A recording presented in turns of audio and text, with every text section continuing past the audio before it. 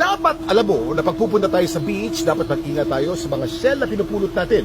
Itong hawak kong shell, ito ang pinakapakabandag na shell na may lason na 20 times na mas malakas sa lason ng cobra. Ang tawag sa shell na to ay Conus geographus o geographic shell. Meron tong sibat na lumalabas dito.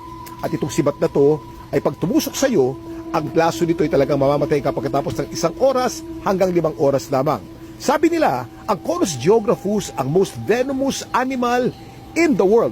Pag nakakita tayo ng ganito, sa beach, huwag po nating dadamputin, huwag nating hawakan at hayaan lamang natin. Conus geographus. Ang tawag din ng marami dito ay cigarette shell. Dahil sabi noon sa Europa, pag ito daw ay tumusok sa iyo, pagkatapos ng isang sigarilyo, patay ka na. Ito'y nakikita sa mga Indo-Pacific region at marami po nito sa Pilipinas. Kaya mag-ingat